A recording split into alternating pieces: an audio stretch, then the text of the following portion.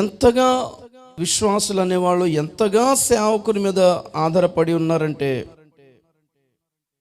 వాళ్ళు ఏం చెప్తే అదే అనే పరిస్థితిలో అంతగా అప్పగించేసుకున్నారు సేవకుని చేతిలో.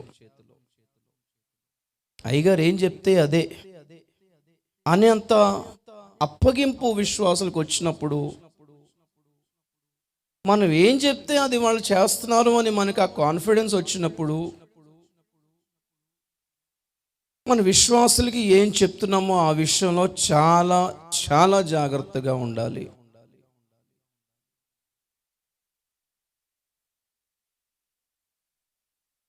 మన వల్ల ఏ పొరపాటు జరిగినా పర్వాలేదు, కానీ మన వల్ల అనేకులు లక్ష్యం కోల్పోతే గనక మరీ కఠినమైన తీర్పు మనం పొందుతాం. చాలా కఠినంగా దేవుడు శిక్షిస్తాడు. ఎంత కఠినం అంటే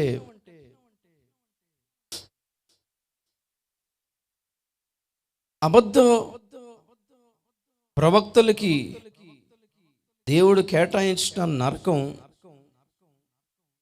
కటిక చీకటి గల బిలం అంటాడు.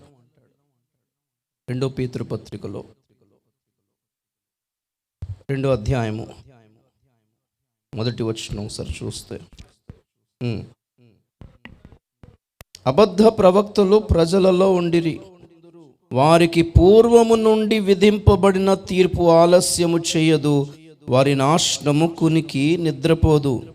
దేవదూతలు పాపము చేసినప్పుడు దేవుడు వారిని విడిచిపెట్టగా పాతాళ మందలి కటిక చీకటి గల బిలములోనికి త్రోసి తీర్పుకు కావలిలో ఉంచుటకు వారిని అప్పగించెను. ఆ కింద రాసుకుంటూ వస్తాడు, నోవహు కాలములోనే జనాల్ని వదలలేదు దేవుడు. మళ్ళీ కింద రాసుకుంటూ వచ్చి లోతు దినాలలోనే జనాల్ని వదలలేదు దేవుడు, దేవదూతల్ని వదలలేదు దేవుడు. అబద్ధ బోధకుల్ని అబద్ధ ప్రవక్తల్ని ఎందుకు వదిలేస్తాడు అనుకుంటున్నారు? చాలా కఠినమైన తీర్పు ఉంది.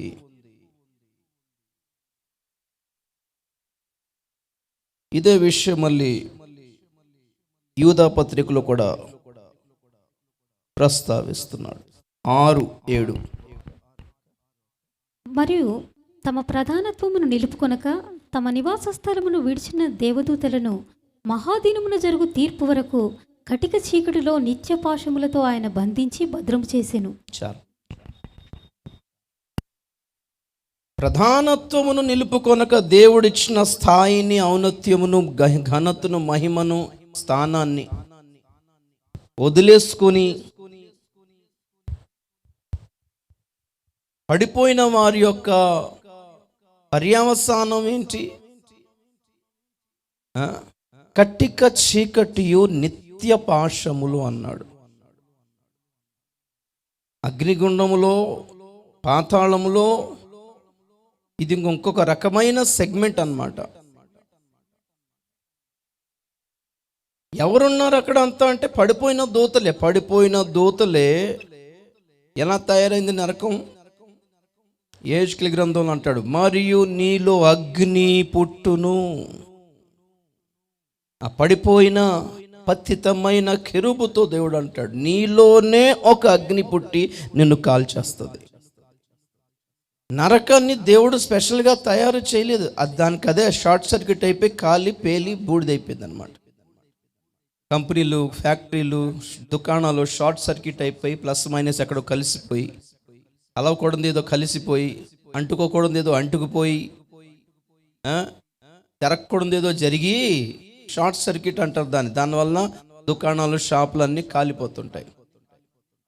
అలాగా దేవుని దూతలు కలవని కూడా చోట, కలవకూడని చోట కలిసి, చేయకూడని చోట చేసి, ఆలోచించని విషయాలన్నీ ఆలోచించి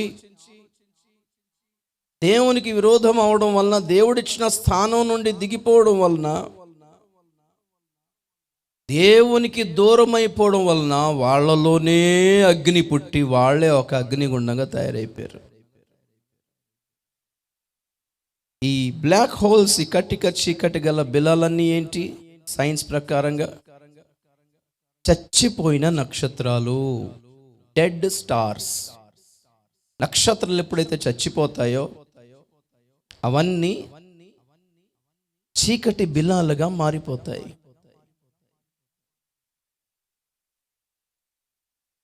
ఆకర్షించే మహా గురుత్వాకర్షణతో కూడిన కృష్ణ బిలాలు అంటారు తెలుగులో బ్లాక్ హోల్స్ని. అవన్నీ అంతరిక్షంలో తిరుగుతూ ఉన్నాయి. ఎలా తయారవుతాయి ఈ బ్లాక్ హోల్స్ అంటే, వెన్ అ స్టార్ డైస్, ఒక నక్షత్రము చచ్చిపోతే, ఒక నక్షత్రం ఇంతకు ముందులాగా వెలుగుతున్న నక్షత్రం ఇంకా వెలుగుచుట మానితే, అది చీకటి, ఆ వెలుగే చీకటిని ప్రేమించి ఒక భయంకరమైన అగాధంలా తయారవుతుంది. దాని ముందర వచ్చే ఏ గ్రహ శకలమైన దాని లోపలికి పీల్చేస్తుంది. అది లోపలికి వెళ్తే ఏమవుతుందో ఎవ్వరికి తెలియదు. ఎందుకంటే సైన్స్కి ఇంకా తెలీదు బ్లాక్ హోల్స్ లోపల ఏముంది, దేన్ని బట్టి అది లోపలికి లాగుతుంది. పెద్ద పెద్ద గ్రహాలని కూడా లాగేస్తుంది, కానీ అది లోపలికి వెళ్ళి ఏమవుతుందో ఎవరికి తెలియదు. చీకటి శక్తులుగా మారిపోతారు పతనమైపోయిన సేవకులు కూడా. ఎందుకంటే బైబిల్ చెప్తుంది, బైబిల్ దృష్టిలో సేవకులు ఎవరు? నక్షత్రాలు. ఎప్పుడైతే మనం దారి తప్పిపోతామో, ఎప్పుడైతే ఆత్మీయంగా చచ్చిపోతామో, చీకటి బిలాలుగా మారిపోతాం. అప్పుడు ముందు కంటే ఎక్కువగా జనాల్ని ఆకర్షించుకుంటాం, కానీ అది వెలుగులోనికి ఆకర్షణ కాదు, చీకటిలోనికి ఆకర్షణ.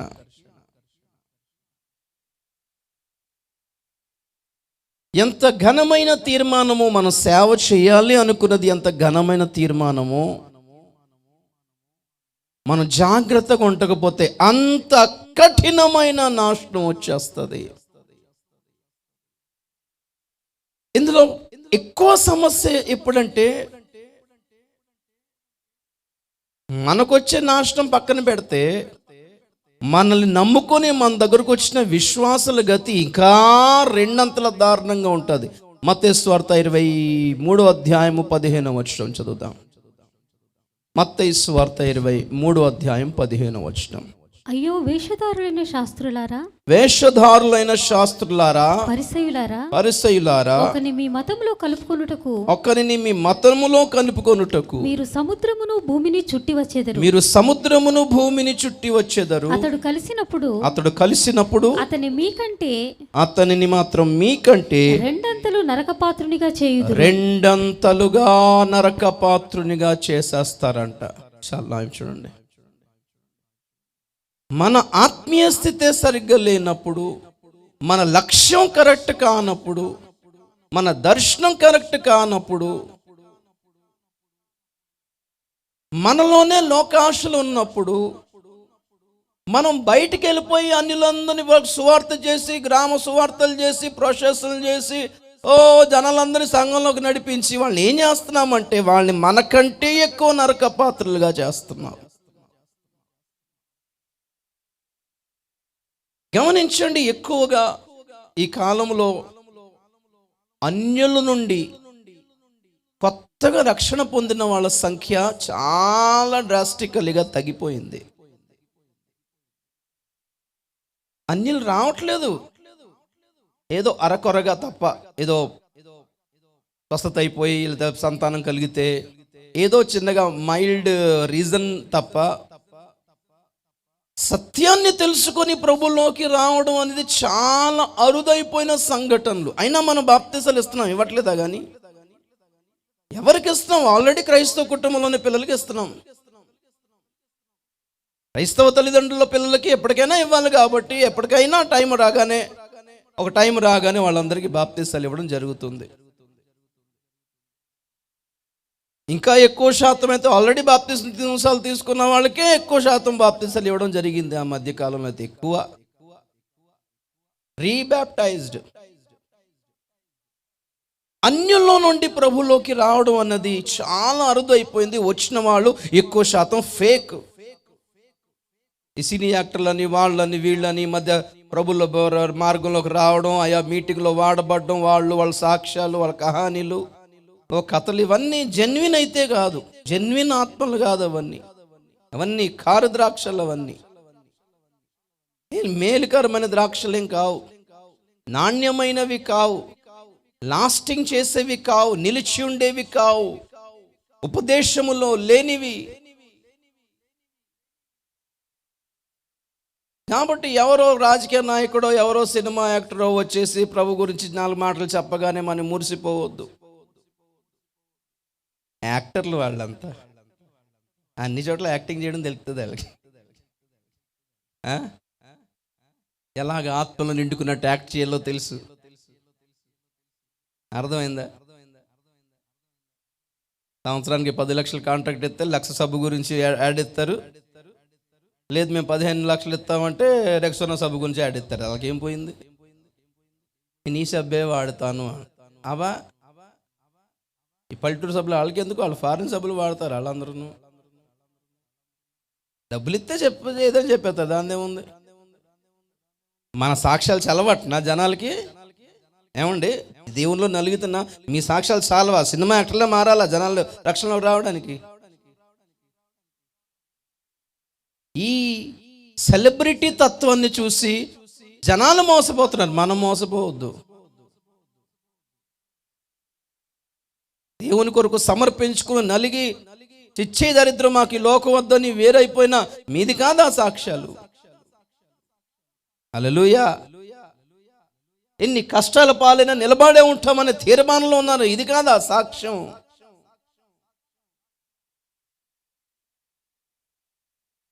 వాళ్ళకి ఎవరికో దేవుడు స్వస్థపరుస్తారు కానీ ప్రభులోకి రాలేదు. మనం అన్ని సావు బతుకుల్లో ఉండే ప్రభులోకి వచ్చాం. దేవునికి స్తోత్రం కలిగిన గాక. ఏది సాలిడ్?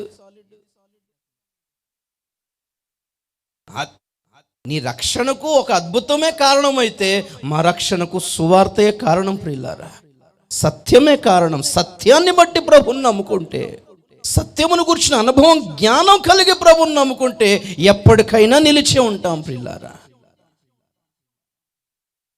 సేవకుని విలువే పోయింది సమాజంలో ఈ కాలంలో. సేవకుడు అంటే ఏమీ లేదనే స్థితికి వచ్చేసింది. సెలబ్రిటీలే కావాలి జనాలకి. ఆ సెలబ్రిటీలు వాళ్ళ పిల్లలు, సమర్పణ ఉన్నా లేకపోయినా, ప్రతిష్ట ఉన్నా లేకపోయినా, దేవుడు పిలిచినా పిలవకపోయినా, నెక్స్ట్ సంఘాన్ని నువ్వే చూడాలి, అబ్బాయి వెళ్ళు ట్రైనింగ్కి వెళ్ళి రాపో, బలంతో తోసి రప్పించి నోరిపితే ఒక మొక్క రాదు, సేవకులు అయిపోయి ఉన్నారు. షార్ట్ కట్లో సేవకులు అయిపోయి ఉన్నారు. మనం నలిగితే కానీ, అరిగితే కానీ, తల కిందేసి కాళ్ళ మీదగేస్తేనే కానీ, ఉతికి ఆరేసి పిండేసి ఆరేస్తేనే కానీ మనం సేవకులం కాలేదు. దేవుని స్తోత్రం కలిగిన గాక. న్యాయమేనా? ఇలాంటి ఫేక్ సేవకులకి దేవుడు సంఘాలు ఎందుకు అప్పగిస్తాడు చెప్పండి ఒకసారి. సంఘం నీ మీద నాదా? సంఘం కోసం మనం రక్తం కార్చామా, సిలువ మోసామా, సమర్పించుకున్నామా, అప్పగించుకున్నామా? ఆయన దాని కొరకు తనను తాను అప్పగించుకొనెను. సంఘం కొరకు దేవుడు అప్పగించడానికి పడ్డాడు కాబట్టి ఎవరికి అప్పగించాలి సేవ, ఎవరికి అప్పగించాలి ఆత్మలు, ఎవరికి అప్పగించాలి సంఘం అనేది దేవుని మీద ఆధారపడి ఉంది. ఎప్పుడు కూడా సంఘం సేవ ఎవరిని అప్పగిస్తారని ఎప్పుడు కనిపెట్టదు. దేవుడి కాళ్ళే పట్టుకోవాలి. ప్రభు నువ్వు అప్పగిస్తే చేస్తావు, ప్రభు నువ్వు ఒక సేవ ఈ ప్రభు నీ ఎవరు ఇవ్వాలి సేవ? సేవ దేవునిది, దేవుడు ఇవ్వాలి. ఇలా ఫేక్ బ్యాచ్ ఎక్కువైపోవడం వలన, ఫేక్ సేవకులు ఎక్కువైపోవడం వలన ఫేక్ సంఘాలు ఎక్కువైపోయాయి, ఫేక్ మీటింగ్లు ఎక్కువైపోయాయి. ఫేక్ అంటే నకిలీ, నాణ్యత లేనివి, నాసి రకమని.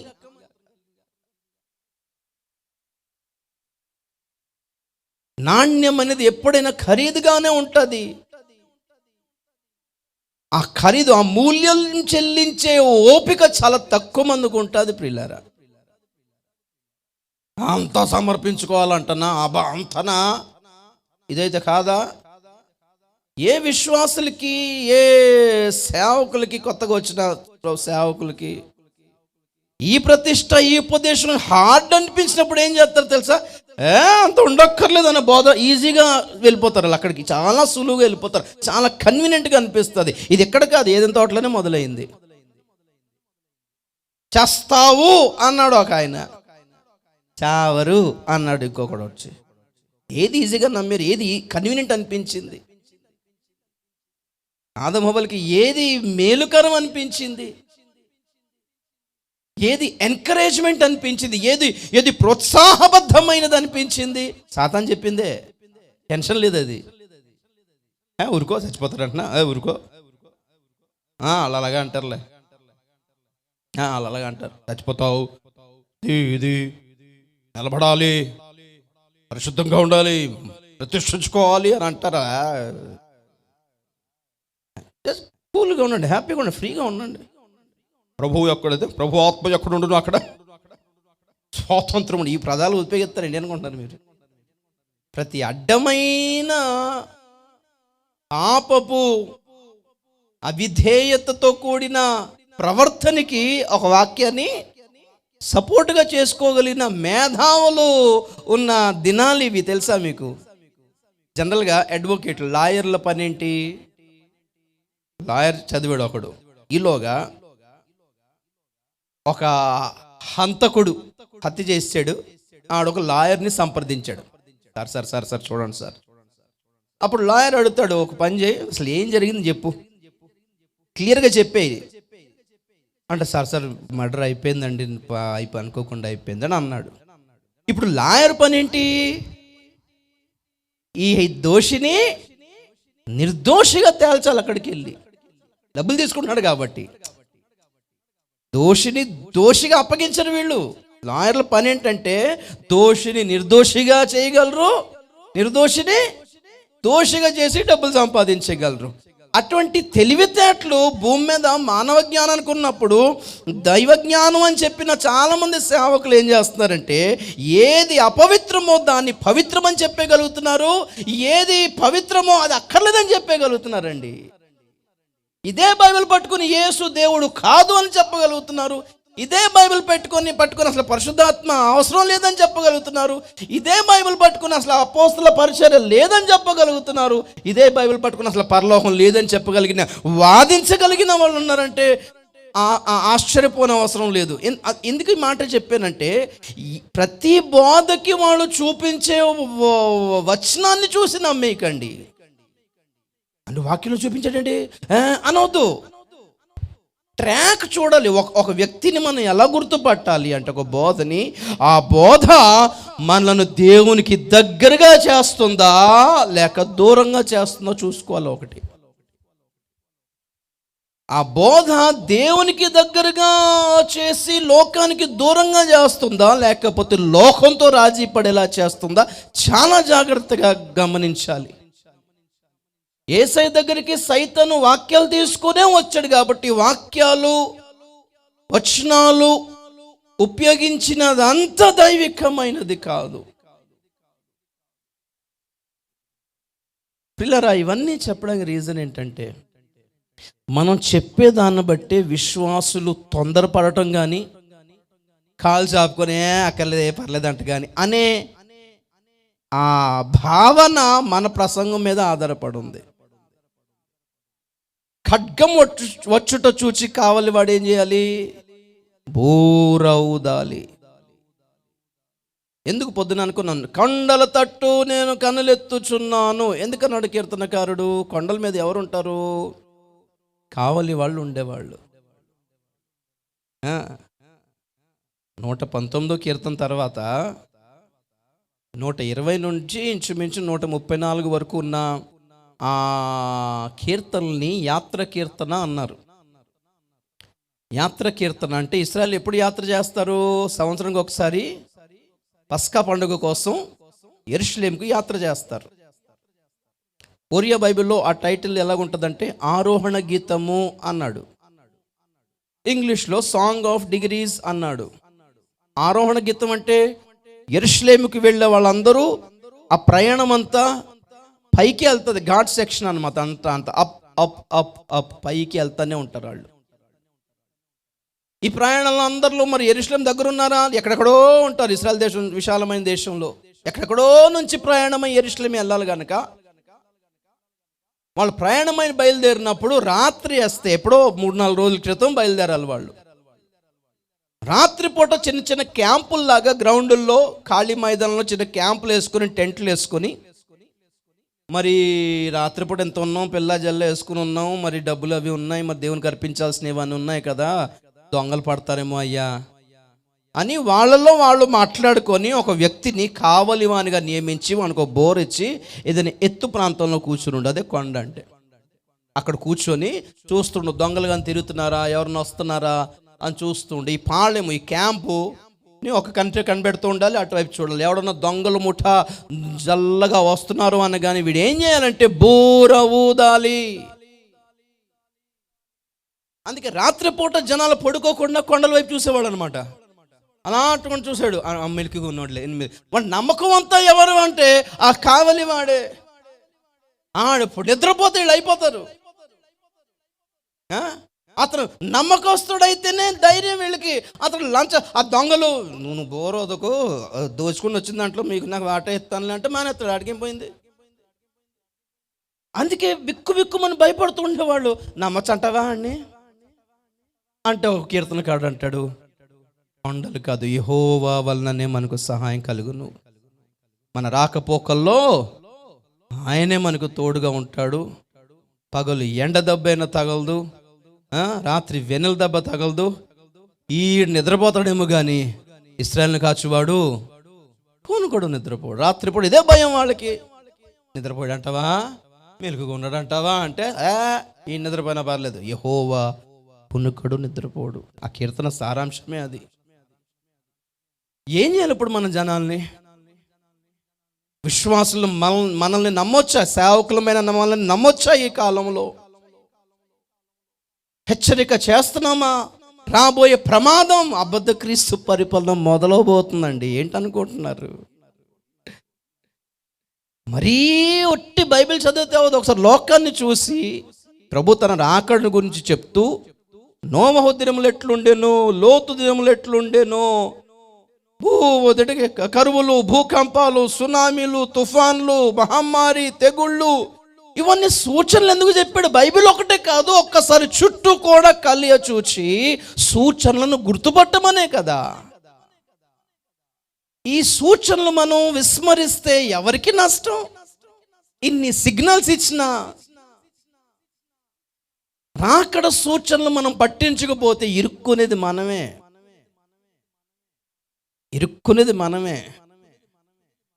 సేవకులే, విశ్వాసులదే ఉంది.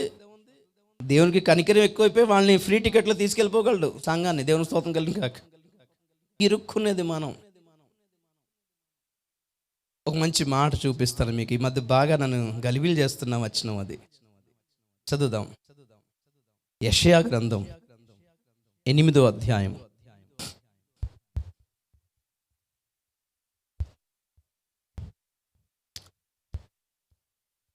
16-17 వచనాలు చదువుదాం. యెషయా గ్రంథం 8:16-17 వచనాలు. ఈ ప్రమాణ వాక్యమును కట్టుము, ఈ బోధను ముద్రించి నా శిష్యులకు అప్పగింపుము. యాకోబు వంశమునకు తన ముఖమును మరుగు చేసుకొను యెహోవాను నమ్ముకొను నేను ఎదురు చూచుచున్నాను, ఆయన కొరకు కనిపెట్టుచున్నాను. చాలు, దేవునికి స్తోత్రం కలిగాక. దాని కంటిన్యూషన్ వాక్యం చూపిస్తున్నాను, ఒక్క నిమిషం. ఈ ప్రమాణ వాక్యమును కట్టుము. Praise the lord. ఈ బోధను ముద్రించి నా శిష్యులకు అప్పగింపుము. దేవుని శిష్యులమైన సేవకులమైన మనము కట్టుబడి ఉండాల్సిన ప్రమాణ వాక్యం ఒకటి ఉంది, అదే కట్టుము అంటాడు. ఈ వాక్యానికి వీళ్ళని కట్టే, ఈ వాక్యంతో వీళ్ళని ముద్రించే అంటున్నాడు అనమాట. ఆదేశాలు ఇస్తున్నాడు. ఎందుకు? ఆ 11వ వచనం చూస్తే జనులు వేరే ఇంకో దేనికో కట్టుబడి ఉన్నారంట. ఈ జనుల మార్గమున నడవకూడదు అని యెహోవా బహుబలముగా నాతో చెప్పి ఉన్నాడు. యెహోవా బహు బలముగా నాతో చెప్పి ఉన్నాడు.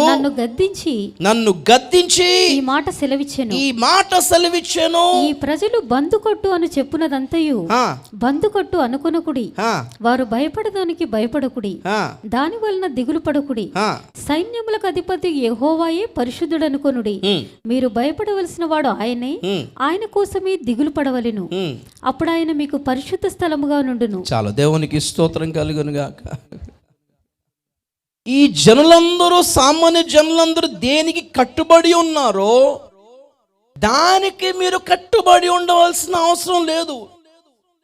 ఈ సామాన్యమైన, సాధారణమైన, లౌకికమైన జనాలు కట్టుబడి ఉన్న దానికి మీరు కట్టుబడి ఉండకపోతే మీకు ఏదైనా కీడు సంభవిస్తుందేమో వాళ్ళు అంటారు.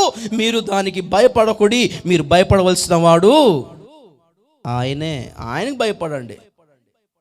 మీరు దిగులు పడితే, మీరు ఏదైనా టెన్షన్ పడితే, మీరు ఏదైనా గలిబిలైతే ఆయన మార్గంలో ఉన్నానా లేదా దాని గురించే మీరు ఫీల్ అవ్వాలి తప్ప జనులు భయపడే దానికి, జనులు కట్టుబడి ఉండేదానికి నువ్వు కట్టుబడి ఉండకూడదని యెహోవా నన్ను గద్దించి ఈ మాట సెలవిచ్చాను అంటున్నాడు భక్తుడు.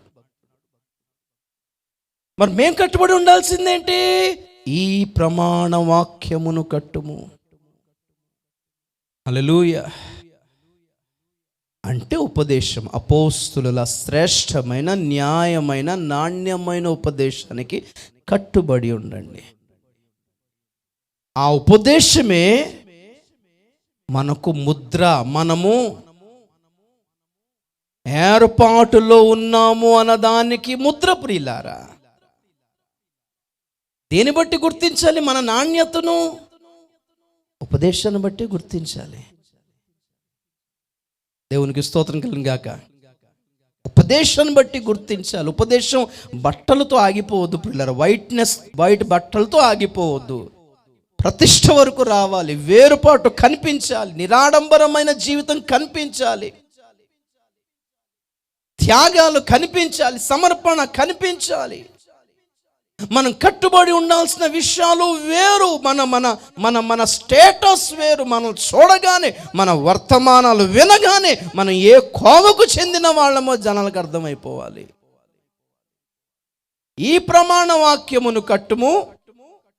16లో ఈ బోధను ముద్రించి నా శిష్యులకు అప్పగింపుము. దేవునికి స్తోత్రం చెప్తాం గడికొకసారి. ఇప్పుడు పాయింట్ ఏంటంటే, ఈ ప్రమాణ వాక్యము లేకపోతే పరిస్థితి ఏంటి? ఈ బోధన అనుసరించకపోతే పరిస్థితి ఏంటో 20 నుండి చదవండి అక్క. ధర్మశాస్త్రమును ప్రమాణ వాక్యమును విచారించుడి. ఈ వాక్య ప్రకారము వారు బోధించని ఎడల వారికి అరుణోదయము కలుగదు. వారికి ఏం కలగదు? నా విషయాలు దేవుని స్తోత్రం చెప్పండి ఒకసారి.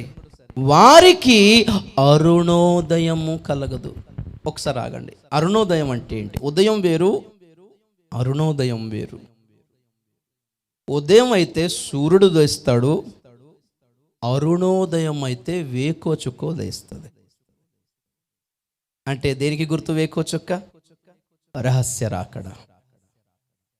ప్రభు సంఘము ఎత్తబడే వేకోచుక్క, ఆ చీకటి జాము ఇంకా తెల్లారక మునుపే వేకోచుక్క మీ హృదయములో ఉదయించు వరకు కనిపెట్టని అంటాడు పేతురు పత్రికలో. వేకోచుక్కను ఎదుర్కొనే గుంపు చాలా శ్రేష్టమైన గుంపు, చాలా చిన్న గుంపు. ఎందుకంటే ఆ సమయంలో మెలకువగా ఉండాలి గనక. మెలకువగా ఉన్నవాళ్ళు, నిద్ర సుఖాలు త్యాగాలు చేసుకున్న వాళ్ళే వేకువ చుక్కను దర్శిస్తారు. అది అరుణోదయము. మరి ఉదయం సూర్యోదయం అందరూ చూస్తారు. ప్రతి నేత్రం ఆయన్ని చూసే రాకడది. ఒకటి రహస్య రాకడ, ఒకటి బహిరంగ రాకడ. ఎవరికి రహస్య నాకణ, ఎవరికి ఈ అరుణోదయము కలుగును? ఈ ప్రమాణ వాక్యమును బట్టి బోధించిన వారైతే వారికి అరుణోదయము కలుగుతుంది. ఈ ప్రమాణ వాక్యమును బట్టి ఈ వాక్యమును బోధించని వాళ్ళైతే వారికి అరుణోదయము కలగదు. కలగకపోతే ఏమవుద్ది? నెక్స్ట్ అక్క చదవండి. అట్టివారు ఇబ్బంది పడుచు ఆకలిగొని దేశ సంచారము చేయుదురు. ఆకలిగొనుచు వారు కోపపడి తమ రాజు పేరును తమ దేవుని పేరును శాపములు పలుకుచు మీద చూతురు. భూమి తట్టు తేరి చూడగా బాధలను అంధకారమును దుస్సహమైన వేదనయు కలుగును. వారు గాఢాంధకారములోనికి తోలివేయబడెదరు. ఎంత క్లియర్ కనపడుతుంది ఏంటిది? మహా శ్రమల కాలము. ఇంత క్లియర్గా పిక్చర్ దేవుడు చూపిస్తున్నాడు మనకి. ముందు అరుణోదయం కలుగుతుంది, తర్వాత మహావేదన కలుగుతుంది. ఎవరికి అరుణోదయము? ఈ బోధను, ఈ ప్రమాణ వాక్యమునకు కట్టుబడి, ఈ బోధ చేత ముద్రించబడి ఈ బోధనే బోధించు వారికి అరుణోదయము కలుగును. దేవునికి స్తోత్రం చెప్తాం గట్టి ఒకసారి. హల్లెలూయా. మన బ్రాండ్, మన ఉపదేశమే ప్రియులారా. బ్రాండ్ అంటే ముద్ర, సీల్. అలాగా ప్రతి కంపెనీ బ్రాండ్కి ఒక లోగో ఉంటుంది. మన బ్రాండ్కి లోగో ఏంటి? ఉపదేశమే. హల్లెలూయా. జనం అలా వీళ్ళని కదిపితే ప్రతిష్ట అంటారండి, వీళ్ళని కదిపితే వేరుపాటు అంటారండి, వీళ్ళకి కెలిగితే అన్న ఏదైనా మంచి మాటలు చెప్పడంట. ప్రతిష్ట, పరిశుద్ధత, నీతి, వేరుపాటు ఇవే రావాలని మన నోట్లో. రాకడ, సిద్ధపాటు, పరిపూర్ణత లేకపోతే ఇంకెక్కడ దొరుకుతాయి చెప్పండి? మీరు చెప్పండి. పోనీ ఈ ఉపదేశం ఇంకెక్కడ వేరే పబ్లిక్లో దొరుకుతుంది చెప్పండి? ఇన్ని సంఘాలు ఉన్నాయి, ఇంతమంది సేవకులు ఉన్నారు, సో కాల్డ్ పెంతెకోస్తు వాళ్ళు ఉన్నారు, కానీ ఎక్కడ దొరుకుతుంది? లేదు. హల్లెలూయా. ఈ 8వ అధ్యాయం చాలా జాగ్రత్తగా మీరు నోట్ చేసి పెట్టుకోండి దయచేసి. కొన్ని రిఫరెన్స్లు తీయవలసిన అవసరం లేకుండా ప్రభు రాకడకు సంబంధించిన కొన్ని సందర్భాలు మీ ముందు పెట్టాలని ఆశపడుతున్నాను. దేవునికి స్తోత్రం చెప్పండి. ఒకసారి బైబిల్లోనే పాత నిబంధన అంతా ఏంటి? రాబోవు వాటికి ఛాయ. పాత నిబంధన అక్షరాల కొందరి జీవితాలలో జరిగిన సందర్భాలన్నీ ఏంటి? కొత్త నిబంధనలో ఆత్మ సంబంధమైన సంఘం విషయంలో జరగబోయే సంభవాలే కదా. హనోకు దేవునితో నడిచెను, నోవహు దేవునితో నడిచెను. దేవునికి స్తోత్రం కలిగిన గాక. హనోకు కొనిపోబడెను, నోవహు జలప్రళయము గుండా వెళ్ళెను. అంటే దీని అర్థం ఏంటి? ముందే ఎత్తబడిన గుంపు ఒకటి, శ్రమల గుండా ప్రయాణం చేసే గుంపు ఒకటి చాలా క్లియర్గా కనపడుతుంది. దేవునికి స్తోత్రం చెప్పండి గట్టి ఒకసారి. హల్లెలూయా. వీళ్ళతో నడిచిన వాళ్ళే. ఒక విషయం మధ్య నాకు చాలా షాకింగ్గా అనిపించింది, మీ ముందు పెట్టాలా లేదా అని ఆలోచిస్తున్నాం, కానీ పెట్టేద్దాం, మీరు కూడా ఆలోచించండి. కడవరి ఉద్యమము ప్రకటన గ్రంథం 7వ అధ్యాయంలో వస్తుంది. ఇప్పుడు రాదు. ఎప్పుడు 144,000 మంది ముద్రించబడతారు. మరియు లెక్కకు మించిన ఎవడును లెక్కింపజాలని గొప్ప జన సమూహము ప్రభు కొరకు మహాశ్రమల కాలంలో శిరశ్ఛేదనం చేయబడి చనిపోతారు.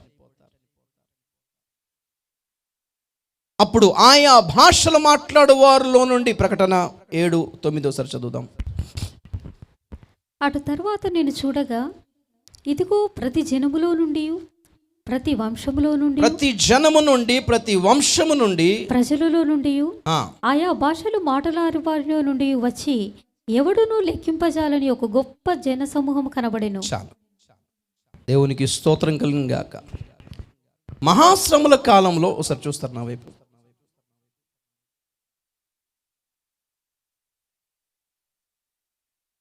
మూడు కార్యాలు ఉజ్జీవకరమైన కార్యాలు జరగాలి. ఇద్దరు సాక్షులు వచ్చి యూదులను మార్చుకుంటారు. ఆఫ్ కోర్స్ అందరినీ కాకపోవచ్చు, 1,44,000 మంది యూదులే. అబద్ధ క్రీస్తుతో కలిసిపోతున్న యూదులు ఇప్పుడే రెడీ అయిపోతున్నారు. మా మెస్సయ్య వచ్చేసాడు, మేము తొందరలో మేము పేరు ప్రకటించబోతున్నామని యూదులు రెడీ అవుతున్నప్పుడు, సన్నాహాలు చేస్తున్నప్పుడు, పాలస్తీన్లు కట్టిన మందిరాన్ని, ఆ మసీదుని పడగొట్టడానికి సన్నాహాలు చేస్తున్నప్పుడు, ఇరాన్ దేశము ఇజ్రాయెల్ మీద యుద్ధం చేయడానికి సన్నాహాలు చేస్తున్నప్పుడు, యుద్ధం వచ్చేస్తుందని ఇజ్రాయెల్ సైన్యం అంతా కొన్ని ఎడారి ప్రాంతానికి వెళ్ళిపోయి ఆర్మీ ట్రైనింగ్ డ్రిల్ మొదలు పెట్టారంట వాళ్ళు, ఎప్పుడు ఇరాను విరుచుకు పడుతుందో అని. ఇరాన్ ఎవరికి సపోర్ట్ చేస్తుంది? పాలస్తీనాకు సపోర్ట్ చేస్తుంది.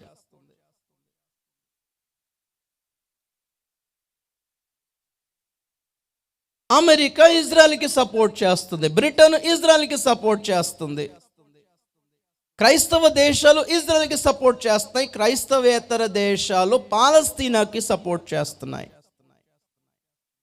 మూడో ప్రపంచ యుద్ధం యొక్క అంచు మీద ఉన్నాం ప్రస్తుతానికి మనం. చిన్న చిన్న దేశాలన్నీ అట్టుడిగిపోతున్నాయి, ఆర్థిక పతనం అయిపోయి, ప్రభుత్వ వైఫల్యం అయిపోయి, ప్రభుత్వాలు లేకుండా అయిపోయాయి. ఇలాంటి సందర్భంలో యూదులకి తెలిసిన విషయం ఒక్కటే, భయపడాల్సిందేమి లేదు, అందరూ మా మీద విడిచిపెట్టుకొని విరుచుకు పడి యుద్ధం చేయడానికి వచ్చేటప్పుడు మా మెస్సయ్య వచ్చి మమ్మల్ని కాపాడతాడు అనే హోప్లో వాళ్ళు చాలా కాన్ఫిడెంట్గా ఉన్నారు. వాళ్ళ మెస్సయ్య ఎవరు మనకు తెలిసి? అబద్ధ క్రీస్తు. వాళ్ళే మా మెస్సయ్య వచ్చేస్తున్నాడు, రెడీ అయిపోతున్నాము, అన్ని సూచనలన్నీ నెరవేరిపోతున్నాయి వాళ్ళు అన్నప్పుడు మనం ప్రభు రాకడ ఆలస్యం ఉంది, ఇంకా చాలా టైం ఉందిలే అనడంలో ఎంత వెరితనం కాకపోతే. ఎవరైనా విదేశాల నుంచి నాకు ఫోన్ చేస్తే నేను చెప్పే మొదటి మాట ఏంటంటే, అర్జెంటుగా వీలు చూసుకొని ఇండియా వచ్చాను అంటున్నాను నేను. క్షేమం కాదు, ప్రస్తుతానికి క్షేమం కాదు అంటున్నాను. ఇండియా రష్యాకి సపోర్ట్ చేయడం వలన ఉక్రెయిన్ యుద్ధంలో పలు దేశాలు ఇండియాకి వ్యతిరేకంగా ఉన్నాయి, అమెరికాతో సహా. ఈ మధ్య జరిగిన గొడవల్లో ముస్లిమ్స్కి వ్యతిరేకంగా పార్లమెంట్లో బీజేపీ నాయకులు మాట్లాడడం వలన దేశమంతా అట్టుడిగిపోయింది. ఈ దెబ్బతో అరబ్ దేశాలు ఏం చేసినాయి అంటే ఇండియా ప్రోడక్ట్స్ అన్ని బంద్ చేసేసినాయి. ఎప్పుడైతే ఇండియన్ ప్రోడక్ట్స్ విదేశాల్లో బంద్ అయిపోయిందో ఆర్థికంగా ఇంకొక కుదేలైంది ఇండియా. ఇది కాకుండా విదేశాల్లో పనిచేస్తున్న ఇండియన్స్ అందరినీ కంపెనీస్ నుంచి తీసేస్తారు, వచ్చేస్తుంది. రిసెషన్ కూడా వస్తుందని చెప్పింది కదా. రిసెషన్ అంటే ఏంటి? భారీ మాత్రలో భారీ సంఖ్యలో ఉద్యోగాలు తీసివేయబడతాయి, బ్యాంకులలో భారీ మార్పులు వచ్చేస్తాయి, ఈ కరెన్సీ సిస్టమ్ని క్లోజ్ చేస్తారు. ఈ డబ్బులు, ఈ కాగితాలు కొనడం అమ్మడం, కొనుక్కోవడం, డబ్బులు ఉన్నాయి కొనుక్కోవడం, జీతాల సిస్టమ్, ఈ శాలరీ సిస్టమ్, కరెన్సీ సిస్టమ్, ఇవన్నీ మార్చడానికి గ్రేట్ రిసెషన్ అంటారు, గొప్ప మార్పు. రీసెట్ కొట్టేస్తే అప్పుడు జీతాలు రావు, బ్యాంకులో ఉన్న డబ్బులు చెల్లవు. క్రొత్త ప్రతిపాదన, డిజిటల్ కరెన్సీ తీసుకొస్తున్నారు. నోట్లు రద్దయినప్పుడు ఎంత ఇబ్బంది పడ్డామో అని అది చాలా చిన్న ఎగ్జాంపుల్ మాత్రమే. డబ్బులుండి లేనులాగా అలమటించాల్సిన పరిస్థితి. మన డబ్బులు మనం తీసుకోవడానికే లాఠీ దెబ్బలు తినాల్సిన పరిస్థితి వచ్చేసింది. మనం బ్యాంకులో డబ్బులు వేస్తే ఆ డబ్బులతో లోన్లు ఇచ్చి ధనవంతులు అయిపోయారు బ్యాంకు వాళ్ళంతా. రీసెట్ కొట్టేస్తే ఎవరు ఎంత డబ్బులు ఎంత ఇచ్చారు, ఎంత ఫిక్స్ చేశారో ఆ లెక్కలన్నీ కూడా రీసెట్ అయిపోతాయి. తక్కువని ఒక క్షణానికి జీరో చూపిస్తుంది మీ అకౌంట్ అంతా. అడిగితే ఉన్నాయి కంగారు పడకండి, కంప్యూటర్లో కొంచెం నంబర్లు అట్టాడు కానీ మాకు ఉన్నాయండి డీటెయిల్, మాకు ఫైల్స్లో అన్నీ ఉన్నాయి కదా, మీరు ఎందుకు కంగారు పడతారని సర్దుతారు. అందాక ఉన్నాయనే అనుకుంటాం డబ్బులు. ఇంత భయంకరమైన అల్లంలో కల్లంలో పరిస్థితి తీసుకురావడానికి కారణం ఏంటి? ప్రతి దేశంలో ప్రభుత్వం ఫెయిల్ అయిపోయి, సొంత ప్రభుత్వాలు ఏమవ్వాలి? ఫెయిల్ అవ్వాలి. రాష్ట్రపతి పాలన ఎప్పుడు పెడతారు? జనరల్గా రాష్ట్ర ప్రభుత్వం ఫెయిల్ అయితే అదే యూనియన్ టెరిటరీలో డైరెక్ట్ రాష్ట్రపతియే పరిపాలిస్తాడు. అర్థమవుతుందా? ఇప్పుడు ఒక దేశం, మా జెండా, మా దేశము, మా దేశ గీతము, మా ప్రభుత్వము, మా కాన్స్టిట్యూషను, మా లా అండ్ ఆర్డర్, మా జ్యుడిషియల్ సిస్టము, మా న్యాయస్థానము, ఇవన్నీ అన్ని దేశాలకి సొంతంగా ఉన్నాయి. వారి చట్టాలు, వాళ్ళ న్యాయస్థానాలు, వాళ్ళ రాజ్యాంగం అన్నిటికీ ఉంది. అందరూ స్వతంత్రులు. This is democracy. మనందరూ స్వతంత్రులు. ఈ స్వాతంత్రాన్ని తీయడానికే ప్లాన్ జరుగుతుంది. దానికోసం రిసెషన్ వస్తుంది. ఏం చేస్తారంటే, ఒక దేశానికి ఉన్న బలం ఏంటి చూస్తారు. దేశానికి బలం వాళ్ళ ఆర్థిక స్థితియే. ఆర్థికంగా ఒక దేశం కుదేలైపోతే, పతనం అయిపోతే, ఇప్పుడు ఈ దేశాల వారు ఏం చేస్తారంటే పొరుగు దేశాల మీద ఆధారపడతారు. శ్రీలంక పరిస్థితి ఏంటి? శ్రీలంక ఆర్థికంగా దెబ్బతిని ప్రెసిడెంట్ పారిపోయాడు. ఆఫ్ఘనిస్తాన్ ఏమైంది? ప్రెసిడెంట్ పారిపోయాడు. ఉక్రెయిన్ పరిస్థితి అది. నెక్స్ట్ లావోస్, తర్వాత తైవాన్, పాకిస్తాన్, నేపాల్, చిన్న చిన్న దేశాలను టార్గెట్ చేసేస్తున్నారు. దానివల్ల ఏంటంటే వాళ్ళు ఆర్థికంగా దెబ్బతింటే అక్కడ ప్రభుత్వం ఫెయిల్ అయిపోద్ది. వాళ్ళు ఏం చేయలేరు, ప్రజలకి భోజనాలు పెట్టలేరు. ఎప్పుడైతే పెట్టలేరో ప్రజలే వెళ్ళిపోయి ప్రభుత్వం డౌన్ డౌన్ అని నినాదాలు చేస్తే అప్పుడు ప్రభుత్వం ఏం చేయాలి? బయటకు వెళ్తే కొట్టేస్తారని అధికారులు పారిపోతారు. మాకెందుకు, మేము ఎందుకు పడతాం వీళ్ళ కోసం, మేము ఎందుకు పడాలి వీళ్ళ కోసం, వాళ్ళు పారిపోతారు. ఇంత డబ్బు మూట కట్టుకుని వాళ్ళు వెళ్ళిపోతారు విదేశాలకి. అప్పుడు ఆ దేశంలో ప్రభుత్వం ఉండదు. అప్పుడు వాళ్ళు ఏం చేస్తారంటే, అయ్యా విదేశాలు ఎవరైనా ఆదుకోండి అయ్యా అంటే, రాష్ట్రపతి పాలన ఎలాగోనో ఇంటర్నేషనల్ పాలన మొదలవుద్ది. అప్పుడు యుఎన్ గవర్నమెంట్ ఏం చేస్తుంది అంటే, పర్లేదు శ్రీలంక దేశమా, మేము కొంతమంది అధికారులను పంపిస్తున్నాం, వాళ్ళు చూసుకుంటారు, వాళ్ళ కమిటీ ఫామ్ అయి హెల్ప్ చేస్తారు. దీనినే ప్రపంచ ప్రభుత్వం అంటారు. దేశాలన్నీ ప్రపంచ ప్రభుత్వానికి, ప్రపంచ నాయకత్వానికి, అబద్ధక్రీస్తు పరిపాలనకి వెళ్ళాలంటే ఏమవ్వాలి? తమకున్న సొంత బలం దిగిపోవాలి. సొంత స్టేటస్, మా రాజ్యాంగము, మా దేశము, ఇది మాది అనేది ఇంకేం లేదు. వాళ్ళు ఎవరో విదేశాల నుండి తిండి పెడితేనే బతికే పరిస్థితి వచ్చేసింది అనుకోండి, అప్పుడు మేరా దేశ మహాన్ అనే పరిస్థితి లేదు. ఇంకా నా దేశం నీ దేశం అనడానికి లేనే లేదు. ఇంకా ప్రపంచంతో ఒకటే వరల్డ్, వన్ వరల్డ్ వస్తుంది, వన్ వరల్డ్ గవర్నమెంట్ వస్తుంది. దానికే దారి తీస్తుంది ఇదంతా. స్టడీ చేసి చూడండి ఒక్కసారి, మీరు ఒకసారి ధ్యానించి చూడండి ప్రపంచాన్ని, బైబిల్ని ప్రపంచాన్ని ధ్యానం చేసి చూడండి. బైబిల్ కాలం మొదలైందని అర్థం అవుద్ది మీకు. ఈలోగా మత సామరస్యం, పోపు గారు ముస్లిం నేత, యూదుల నేత కలిపి ఒప్పందం చేసుకొని ఒకళ్ళకొకళ్ళు ముద్దు పెట్టుకుని, చూసారు కదా ఫొటోస్ చూసుంటారు మీరు, ముద్దు పెట్టుకొని అబుధాబిలో ఒక చర్చు, ఒక సమాజ మందిరం, ఒక మసీదు కట్టుకొని షేక్ హ్యాండ్ ఇచ్చుకున్నారు. నెక్స్ట్ టార్గెట్ యెరూషలేమే. మొన్న పోయిన వారం బైడెన్ ఇజ్రాయెల్ వెళ్ళి పాలస్తీనులకు ఒక స్వతంత్ర దేశం ప్రకటించడానికి పూనుకోవడానికి రెడీ అయ్యాడు. ఇజ్రాయెల్కి పాలస్తీన్కి గొడవే కదా, మా ల్యాండ్ మాకు ఇచ్చేయండి అని. ట్రంప్ గారు అయితే పాపం యూదులకు సపోర్ట్గా మేలు చేశాడు, కానీ బైడెన్ గారు పాలస్తీనులకి మేలు చేయడానికి పూనుకున్నాడు. మొన్ననే వెళ్ళిపోయి ఈ కార్యక్రమం చేపట్టాల్సింది, మరి ఏమైందో ఏమో. ఇజ్రాయెల్ వెళ్లకుండా సౌదీ వెళ్ళాడు. సౌదీ రాజు కూడా ఏం ప్రతిపాదిస్తున్నాడంటే, యెరూషలేములో ఒక మసీదు, ఒక సమాజ మందిరం కట్టడానికి నేను సుముఖత చూపిస్తున్నాను, నేను కన్సెంట్ తెలియజేస్తున్నాను, ఒప్పుకుంటున్నాను అతను డిక్లేర్ చేశాడు. ఇవన్నీ చూస్తుంటే ఏమనిపిస్తుంది? ప్రభు రాకడ ఇంకా ఆలస్యంగా ఉందనిపిస్తుంది. అంటే ఎక్కడో మోసపోయారని అర్థం. జనాలు ఎక్కడో ఏదో ప్రసంగం విని మోసపోయారని అర్థం, అంత ఇంకేం లేదు. మన కళ్ళెదుట ఈ 2020 నుండి, కరోనా దెబ్బ నుండి మన కళ్ళెదుట బైబిల్లో ఎప్పుడో నెరవేరాల్సిన ప్రవచనాలు మన కళ్ళెదుట ఇప్పుడే నెరవేరుతూ ఉంటే, ఇప్పుడే సన్నాహాలు జరుగుతూ ఉంటే ఇంకెక్కడో ఎప్పుడో రాకడుందని ఎప్పుడు అనుకోకండి దయచేసి.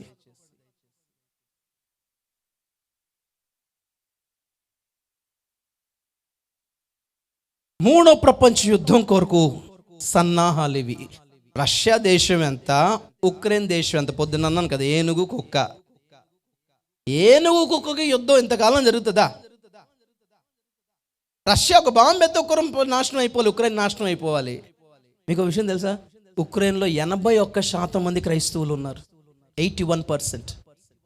వాళ్ళు అక్కడ క్రైస్తవులు ఉన్నారని దేవుడు యుద్ధం లేకుండా ఆపేశాడా? పోనీ లేదే.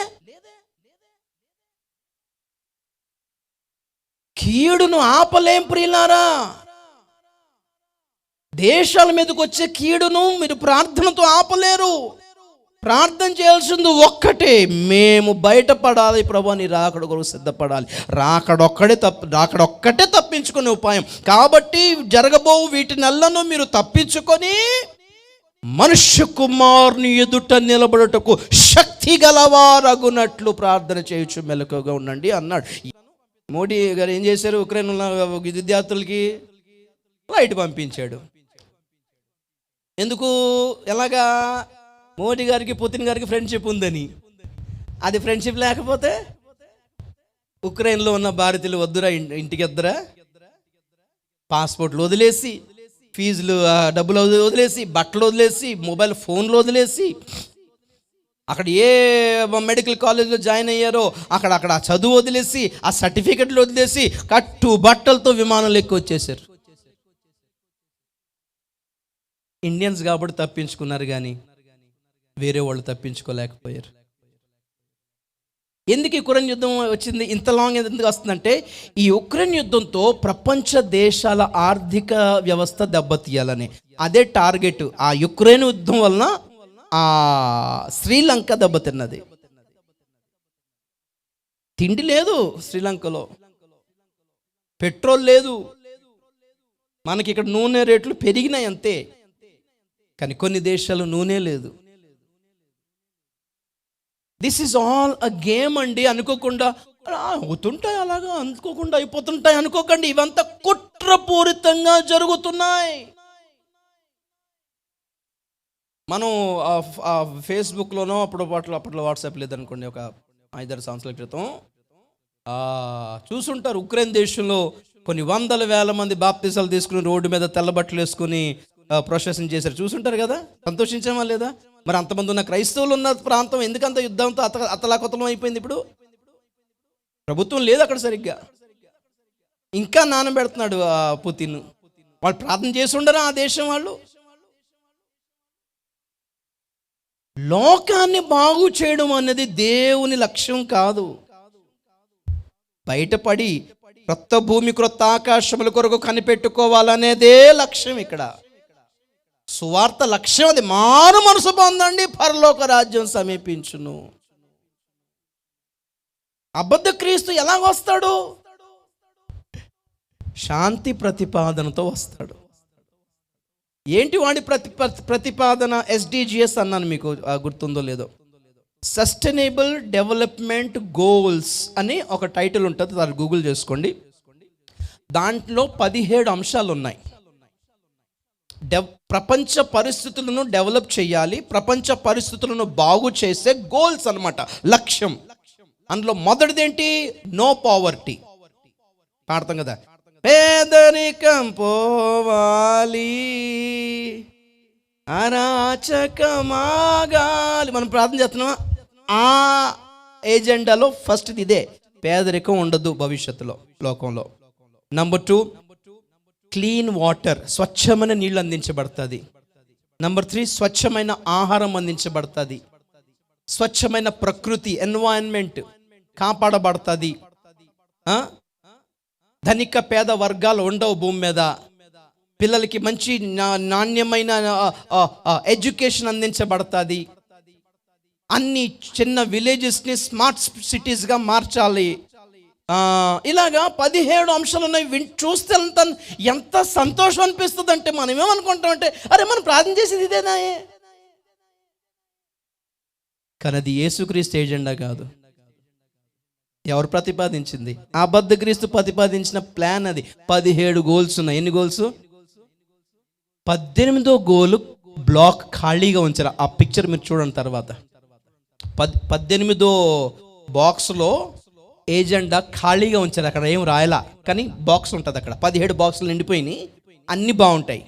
18 మాత్రం ఖాళీగా ఉంచాడు. అక్కడ పెద్ద క్వశ్చన్ ఉంటుంది, ఎందుకు ఖాళీగా ఉంచాడు? 18వ గోల్ ఏంటి? ఎన్నార్లు 18? 3 ఆర్లు 18 అంటే 666 ముద్రది. ఏంటి 18వ పాయింట్? ఇవన్నీ నెరవేరాలి అంటే భూమి మీద జనాభా సగం తగ్గాలి. కనుక డీపాపులేషన్ ఏజెండా అంటారు. మంచి స్వచ్ఛమైన నీళ్లు కావాలంటే, మంచి ఆహారం కావాలంటే, ఉన్న వనరులన్నీ అందరికీ సరిపోవాలంటే ఎంత జనం ఎగబడితే అక్కడ వస్తుందండి. తగ్గాలి. తగ్గితేనే. ఎలా తగ్గిస్తారు? తెగుళ్ళ ద్వారానే తగ్గించాలి, రోగాల ద్వారా తగ్గించాలి, కొట్లాటల ద్వారా తగ్గించాలి, కుల మత కలహాల ద్వారా ఒకళ్ళొకళ్ళు పొడుచుకొని చావాలి, యాక్సిడెంట్లు చెయ్యాలి, ప్రకృతి వైపరీత్యాలు రప్పించాలి. చివరికి వీటితో కూడా కుదరకపోతే లాస్ట్ అండ్ ఫైనల్ స్ట్రాటజీ 3వ ప్రపంచ యుద్ధం తేవాలి. అప్పుడు పేలే బాంబులకి, అప్పుడు వచ్చే రేడియేషన్స్కి, దానివల్ల వచ్చే ఆ కెమికల్ వర్షాలకి, యాసిడ్ వర్షాలకి జనాలందరూ ఇంచుమించు 500 కోట్ల మంది జనాలు చచ్చిపోవాలి. 3వ ప్రపంచ యుద్ధం అనేది వాళ్ళు వేసుకున్న ప్లాన్లో చివరి భాగం. అప్పుడే ఎందుకులే బాంబు వెళ్తే మనకు కూడా నష్టమే కదా. ఆగండి, ఈ లోపల చెప్పేద్దాం వాళ్ళని. ఈ లోపల ఏదోడు చేసి చంపేద్దాం. కరోనా, భయపడకండి, వ్యాక్సిన్ వచ్చేసినట్టే ఏగబడ్డారు దీనికి. ఓకే, వ్యాక్సిన్ 666 ముద్ర కాకపోవచ్చు, క్షేమం కూడా కాదు. స్టడీ చేసి చూడండి ఒక్కసారి. వ్యాక్సిన్ తయారు చేసినోడు ఇచ్చిన స్టేట్మెంట్ తెలుసా? జీసస్ ఈజ్ ఫేక్ అన్నాడు. యేసుక్రీస్తు అబద్ధం, జీసస్ డజంట్ ఎగ్జిస్ట్ అంటున్నాడు.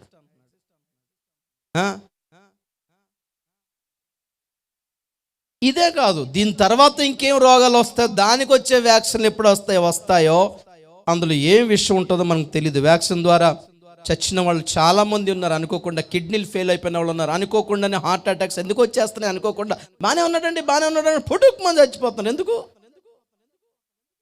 అచ్చా, ఇప్పుడు వ్యాక్సిన్లు అన్నీ రాంగ్ కాదు అంటే అన్నిట్లో విషాన్ని కలపలేదు, సగంలో కలిపారు. ఎందుకని? సగం మంది విషపు వ్యాక్సిన్ వేసుకుంటారు, సగం మంచు వేసుకుంటారు. విషం వ్యాక్సిన్ వేసుకున్న వాడికి అనారోగ్యం వచ్చి చచ్చిపోయాడు అనుకోండి. ఇప్పుడు అమ్మ నాన్న ఏం కేసు పెడతారు? వ్యాక్సిన్ వేసుకున్న తర్వాత చచ్చిపోయాడని కేసు పెట్టగానే గవర్నమెంట్ ఏం చేస్తుందంటే, అదిగో వాడు కూడా వేసుకున్నాడు కదా, వాడు చావలేదే. కాబట్టి వ్యాక్సిన్ ప్రాబ్లం కాదు ఇక్కడ. మీకు ఏమన్నా ఎలర్జీ ఉందేమో మరి అది ముందు చూసుకోవాల్సింది మీరు. కాబట్టి వెంటనే క్లీన్ చిట్, వ్యాక్సిన్ కంపెనీస్కి క్లీన్ చిట్ ఇచ్చేస్తారు. వ్యాక్సిన్ వలన చావలేదు. ఎందుకంటే వ్యాక్సిన్ వేసుకున్న వాళ్ళు చాలామంది బాగున్నారు. ఏరియాని బట్టి, జనాల్ని బట్టి, సిటీస్కేమో పబ్లిక్లో ఉన్న పట్టణాలకి, సిటీస్కేమో మంచి వ్యాక్సిన్ పంపించి ఊర్లలో, విలేజెస్లో, పల్లెటూర్లలో, అడవుల్లో ఈ నాసిరకం వ్యాక్సిన్ పంపించారు. గమనించండి, ఇదంతా కుట్ర. మహా రిసెషన్ రాబోతుంది. అయితే ప్రభు రాకడ కోసం అందరైతే సిద్ధపడట్లేదు కదా. నాకు అనిపించిన ఒక విషయం చెప్తున్నాను. అనిపించింది ఇంచుమించు మ్యాక్సిమం రియలే కావచ్చు. ప్రజల హృదయాలు దేవుని తట్టు తిరగడమే ఉద్యమం అండి. ప్రపంచం బాగుపడిపోవడం ఉద్యమం కాదు. ప్రపంచ పరిస్థితులు బాగుపడిపోయి, ఇండియాలో గవర్నమెంట్ మారిపోయి, ధరలు మళ్ళీ తగ్గిపోయి, పెట్రోల్ మళ్ళీ 60కి వచ్చేసి, గ్యాస్ సిలిండర్ మళ్ళీ 300కి వచ్చేస్తుందని ఎప్పుడు కలగండి. కానీ మీరు భారీ కుట్ర దీని వెనకాల. ప్రార్థన ఏదైనా చేస్తే సంఘము తలలు పైకెత్తాలని, మనం జారిపోకుండా, రాకడనే లక్ష్యం మిస్ అయిపోకుండా జాగ్రత్త పడాలని, ప్రాముఖ్యంగా వ్యక్తిగతంగా ఎక్కువ సిద్ధపడాల్సిన అవసరం ఉంది. యూదుల మీదకి కరుణ నొందించు ఆత్మను, విజ్ఞాపనాత్మను కొమ్మరింపగా వాళ్ళు ఎలా ప్రార్థన చేశారంట? భార్యలు వేరుగాను, వారి కుమారులు వేరుగాను, వారి భర్తలు వేరుగాను వెళ్ళి ప్రలాపించిరి. ఉద్యమం అనేది వ్యక్తిగతం, ఇట్స్ పర్సనల్. ముందు వ్యక్తిగతంగా మొదలవుతుంది. ఇప్పుడేదైనా ఉద్యమం వస్తుందంటే నేను నమ్మే ఉద్యమం ఒకటే, సంఘం ఇక లోకం వైపు చూడడం మానేసి దేవుని వైపు చూడడం మొదలు పెడుతుంది. హల్లెలూయా. ఇక మిగిలిన వాళ్ళు, లోకములో సుఖాలు అనుభవిస్తున్న వాళ్ళు, ఆర్థికంగా బాగా ఉన్న వాళ్ళకి ఈ ఈ ఈ గలిబిలి పరిస్థితులు కనబడవు. బాగానే ఉన్నాం కదండి, వాళ్ళు వేరు, ఓకే, బాగానే ఉన్నాం. దేవుని మహాగ్ని బట్టి పిల్లలు ఫారెన్లో చదువుతున్నారు, అంత బాగానే ఉన్నాం, అంత బాగానే ఉన్నాం, అంత బాగానే ఉన్నట్టే ఉంటుంది. వీళ్ళందరూ మహాశ్రమలకు వెళ్తారు. అప్పుడు యూదులు ఏ మెస్సయ్య వచ్చేసి మమ్మల్ని కాపాడుతాడు అనుకుని ఉన్నారో, సంఘం ఎత్తబడిన తర్వాత ఇద్దరు సాక్షులు వచ్చి యూదులలో ఉద్యమానికి కారకులు అవుతారు. వాళ్ళని మారుస్తారన్నమాట. ఆ 144,000 మంది ముద్రింపబడిన యూదులను ఈ ఇద్దరు సాక్షులు కాపాడుకుంటారు.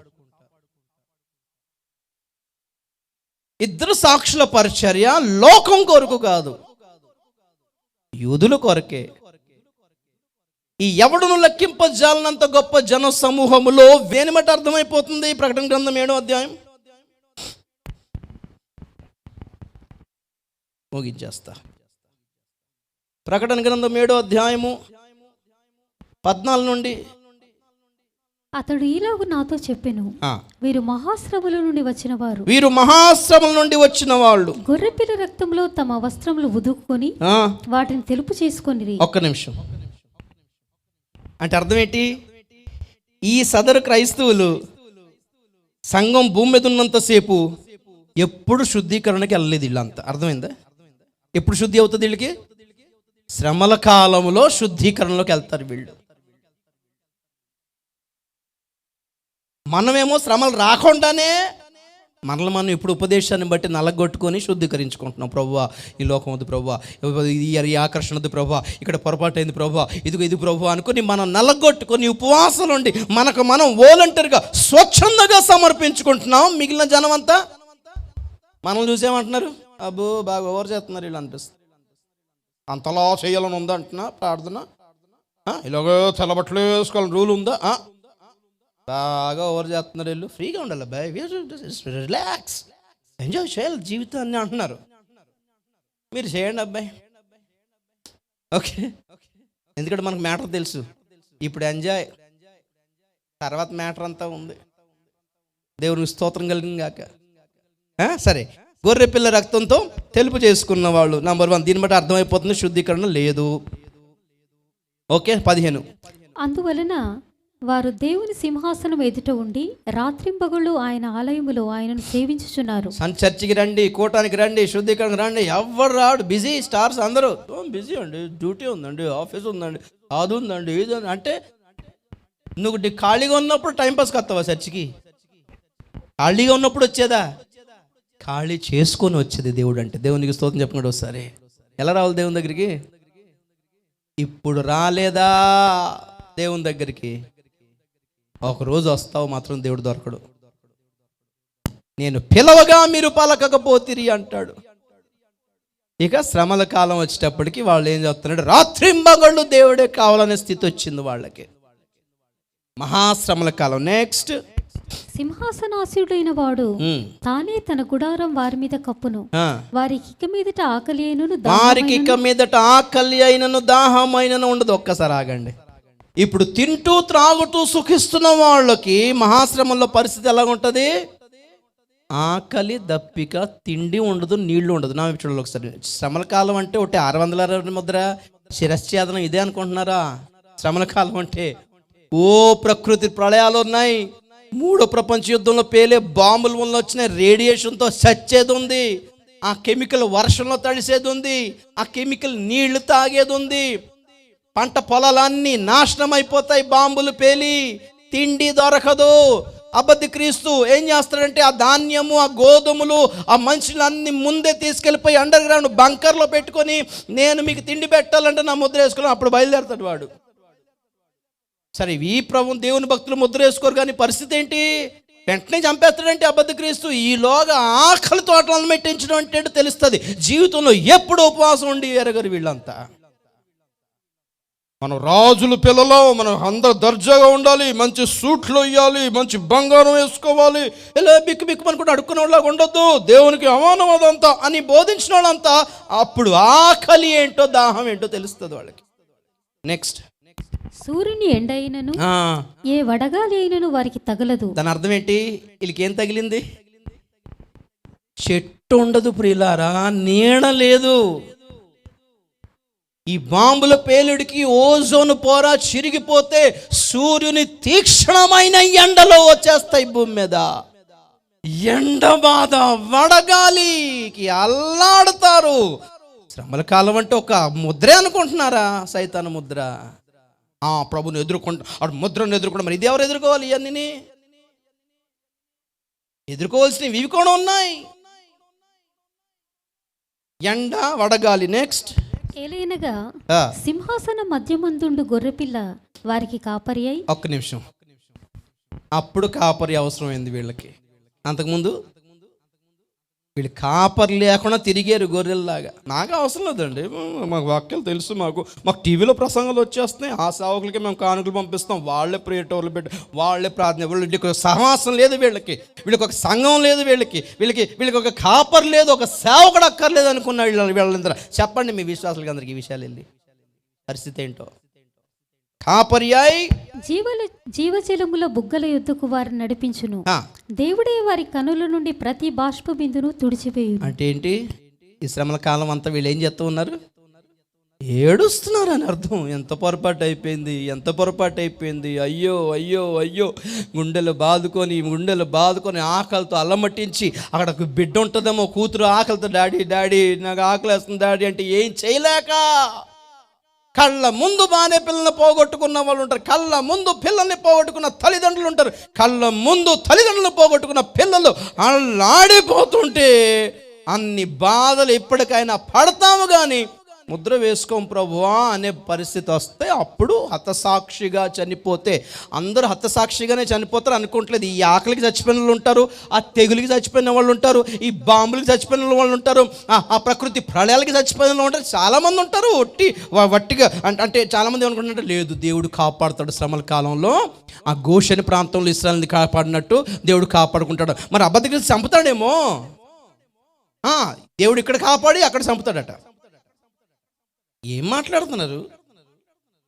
దేవుడు తెగులు రాకుండా కాపాడి, ఆకలి లేకుండా పోషించి, నీళ్ళిచ్చి ఎక్కడ చంపిస్తాడట? చెప్పేదానికి పొంతన కుదరాలి. ఇక్కడ కాపాడి అబద్ధ క్రీస్తు చేతులు తోసేస్తాడట, అక్కడ చావు. శ్రమల కాలము వధు సంఘం కొరకు కాదు. స్తోత్రం చెప్పండి గట్టిగా ఒకసారి. గుర్తుపెట్టుకుందాం ఆ మాట. సో ఇక్కడ పాయింట్ ఏంటంటే, నాకు తెలిసినంత వరకు నేను చేసిన స్టడీలో ఈ మధ్య నాకు అనిపించిన అభిప్రాయం మీ ముందు పెట్టాను. మీరందరూ సేవకులే కనుక మీరు ఒకసారి ఆలోచించి ధ్యానించి చూడండి. ఆ 7వ అధ్యాయంలో వచ్చింది అసలు ఉద్యమం, కడవరి ఉద్యమం అక్కడ వచ్చింది. ఇప్పుడు ఏదైనా వస్తుంది అంటే అది ఒకటి ఏంటంటే, సంఘము తలలు పైకెత్తడమే. లోకాన్ని చూస్తే ఇక నిరీక్షణ కనబడదు, ఇక లోకాన్ని చూస్తే నిరాశలైపోతాం, గలిబిలైపోతాం. లోకమ్మో లోకం వద్దు అని తలలు పైకెత్తి అని రాకడ కోసం ఎదురు చూచే భావన ఏ ఉజ్జీవం. కాబట్టి ముందు ఒక గుంపు వెళ్ళిపోతుంది, తర్వాత శ్రమల కాలంలో ఒక గుంపు కడవరి ఉజ్జీవాన్ని రగిలిస్తుంది. 2 సాక్షులేమో యూదుల మధ్య, ఇంకా కొంతమంది సేవకులు క్రైస్తవుల మధ్యను అన్యులలోంచి కొంతమందిని రప్పించగలుగుతారు. ఈ సందర్భం మనకి ఎక్కడ కనబడుతుంది? నంబర్ 1 ఇందాక చెప్పా, హనోకు ఎత్తబడిన సంఘానికి గుర్తు అయితే, నోవహు శ్రమల కాలం గుండా తప్పించుకున్న సంఘానికి గుర్తు, లేక క్రైస్తవ జనాంగానికి గుర్తు. దేవునికి స్తోత్రం చెప్పండి ఒకసారి. రెండో పాయింట్, ఎజ్రా గ్రంథం, నెహెమ్యా గ్రంథం. తీయక్కర్లేదు, డిఫరెన్స్ తీయకుండా చెప్తానన్నాను నేను. బబులోను చెరలో నుండి 2 గుంపులు బయటికి వెళ్ళాయి.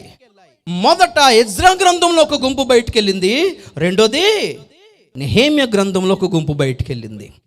మొదటి గుంపు బయటికి వెళ్ళి ఏం చేసింది? దేవాలయంని కట్టింది. రెండో గుంపు ప్రాకారాలని కట్టింది. దేవుని స్తోత్రం చెప్పినట్టుగా ఒకసారి. క్రైస్తవుల భాగములు 2, ఒకటి వధువుగా ఎత్తబడుతుంది, రెండోది శ్రమల కాల పరిశుద్ధులుగా వెళ్తారు. ఓకే, థర్డ్ పాయింట్, ఏలియా ఎలీషా కలిసి ఉన్నారు. ఏలియా కొనిపోబడ్డాడు అందరి కళ్ళ ముందు, కానీ ఎలీషా ఉండిపోయాడు. పోనీ ఎలీషా విడవడున్న సంఘం అపవిత్రుడు అందాం అంటే లేదు. ఎలీషా 2 అభిషేకం పొంది 14 అద్భుతాలు చేశాడు. దేవునికి స్తోత్రం కలిగాక. కడవరి ఉజ్జీవం రగిలించే వాళ్ళు ఎలీషా లాంటి వాళ్ళు అంటున్నాను. శ్రమల కాలంలో నోవహు 100 సంవత్సరాలు సువార్త ప్రకటించి ఓడలోకి రప్పించడం చూశారా? నోవహు శ్రమల కాల పరిశుద్ధులకు గుర్తు. హనోకు ఎత్తబడిన సంఘానికి గుర్తు. ఏలియా ఎత్తబడిన సంఘానికి గుర్తు. ఎలీషా శ్రమల కాల పరిశుద్ధులలో ఉజ్జీవాన్ని రగిలించిన ఆ సేవకునికి గుర్తు. 4వ పాయింట్, దానియేలు. హల్లెలూయా. దానియేలు, షద్రక్ మేషక్ అబేద్నెగోలు అగ్నిగుండంలో వేయబడినప్పుడు దానియేలు ఎక్కడ? Where is Daniel? దేవుడు మరుగు చేశాడు. దేవునికి స్తోత్రం చెప్పండి గట్టిగా ఒకసారి. సో దానియేలు దేనికి గుర్తు? అక్కడ ఎత్తబడిన సంఘానికి గుర్తు. అండ్ ఈ ముగ్గురు షద్రక్ మేషక్ అబేద్నెగోలు అగ్నిగుండం గుండా వెళ్ళిన శ్రమల కాల పరిశుద్ధులకి గుర్తు. ఇంకేమైనా ఉంటే మీరు యాడ్ చేసుకోవచ్చు. నేను ధ్యానించింది 4 అందాక. దేవునికి స్తోత్రం చెప్పండి గట్టిగా ఒకసారి. గట్టిగా హల్లెలూయా. సో తెలుస్తున్న విషయం ఏంటంటే, సంఘం ఎత్తబడిన తర్వాత కూడా ఖచ్చితంగా కొంత సేవ జరగాల్సిన అవసరం ఉంది, కొంత పరిచర్య జరగాల్సిన అవసరం ఉంది, విడబడిన వాళ్ళలో ఉద్యమం రగిలించాల్సిన అవసరం ఉంది. కనుక నిశ్చయముగా పరిశుద్ధాత్మ దేవుడు కార్యాలు చేయొచ్చు. Praise the lord. వాళ్ళు పూర్తిగా విడబడిన వాళ్ళందరూ బ్రష్లోనే అయితే రూల్ ఏం లేదు. ఎందుకంటే శ్రమల కాలంలో నుండి వచ్చిన వాళ్ళు కూడా దేవుని కొరకు బలంగా నిలబడే భావన వాళ్ళలో ఉంది. కనుక ఖచ్చితంగా దేవుడు శ్రమల కాలంలో కూడా కార్యాలు చేశాడని కనిపిస్తుంది మనకి. దేవునికి స్తోత్రం కలిగాక. మనం ఏ గుంపులో ఉన్నాము అనేది ఫైనల్ పాయింట్.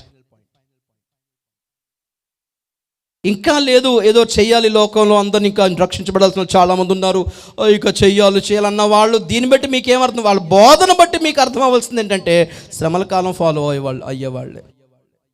తప్పు అని కాదు, ఇక మీదట నేను తప్పు అనదలుచుకోలేదు. శ్రమల కాలంలో ఉండాలనే భావంలో ఉన్న వాళ్ళు ఉంటారు.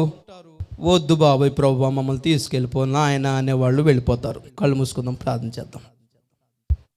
స్తోత్రం నాయన, పరిశుద్ధుడా నీకు వందనాలు. స్తోత్రం స్తోత్రం స్తోత్రం స్తోత్రం స్తోత్రం. Praise the lord. ఒక్కసారి అందరూ మీరు కూడా ఇవన్నీ విషయాలు ధ్యానించి చూడండి, ఆలోచించి చూడండి. ఏది ఏమైనా సిద్ధపడదాం ప్రియుల. లక్ష్యమైతే ప్రియులర ప్రభు రాకడే, అబద్ధ క్రీస్తు పరిపాలన ముంచుకొని రాబోతుంది. ప్రపంచ యుద్ధం కొరకు సన్నాహాలు అవుతున్నాయి. ప్రపంచ దేశాలు ఆర్థికంగా పతనమైపోతున్నాయి ఈ దినాలలో. ఏ దేశం క్షేమంగా అయితే లేదు ప్రియులారా. అరబ్బులకి ఇండియాకి యుద్ధం వస్తే అమెరికా ముందే చెప్పేసింది, మేమైతే సపోర్ట్ చెయ్యము. ఎప్పుడైతే అమెరికా తన మద్దతును ఉపసంహరించుకుందో, గుర్తుపెట్టుకోండి క్రైస్తవులకు ఇండియాలో క్షేమము లేదు, క్షేమము లేదు ప్రియులారా. మన చర్చ్లు, మన గుళ్ళు, మన ప్రార్థనలు, మన మీటింగ్లు, మన విశ్వాసులు, మన క్రైస్తవుల ఉద్యోగాలు, క్షేమం లేదు. వాటికి క్షేమం లేదు ప్రియులారా. ఇవన్నీ శ్రమల కాలంలోని భాగముగానే ఎంచుకొని మనం తలలు పైకెత్తుకోవాలి. ఎందుకు దేవుడు ఇవన్నీ బాగు చేయలేడా? చేయగలడు. ఎందుకు చేయడు అంటున్నానంటే, మనం ఇది బాగుపడిపోతే ఇక్కడే ఉండాలనిపిస్తుంది మనకి. ఐగుప్తులోనే ఉండాలనిపిస్తుంది ఇశ్రాయేలుకి ఆ కష్టాలు లేకపోతే. బబులోన్లోనే ఉండాలనిపిస్తుంది యూదులకి, కష్టాలు లేకపోతే ప్రియులారా వెళ్ళిపోవాలనే భావన ఎప్పుడు వస్తుంది? అందుకే కష్టాలు అనుమతిస్తున్నాడు, శ్రమలు అనుమతిస్తున్నాడు. ఎక్కడికి వెళ్ళినా సువార్త చేసినా వచ్చేసి మత ఛాందస్సవాదులు, మతోన్మాదులు వచ్చి మనల్ని కొడుతున్నారు. చర్చిలు, చిన్న చిన్న చర్చిలు పడగొట్టేస్తున్నారు. ప్రతి అడ్డమైన వాడు పర్మిషన్ ఏదైనా అడుగుతున్నారు, రుబాబు చూపిస్తుంటే ఏమనిపిస్తుంది? వీళ్ళకి అవసరం లేనప్పుడు ఇందుకు వెళ్ళిపోతే బాగుంటుంది అనిపిస్తుంది. వెళ్ళిపోతాం ప్రియులారా, వెళ్ళిపోవడానికి సిద్ధపడదాం ప్రియులారా అన్న. ప్రైజ్ ది లార్డ్, హల్లెలూయా. రీబాలా షందుడా అందరూ ఒకసారి నోరు తెచ్చి ప్రార్థించండి. ప్రభువా సిద్ధపరచండి, ప్రభువా సిద్ధపరచండి, ప్రభువా సిద్ధపరచండి, ప్రభువా సిద్ధపరచండి ఆయన, ప్రభువా సిద్ధపరచండి తండ్రి. హల్లెలూయా, హల్లెలూయా, హల్లెలూయా.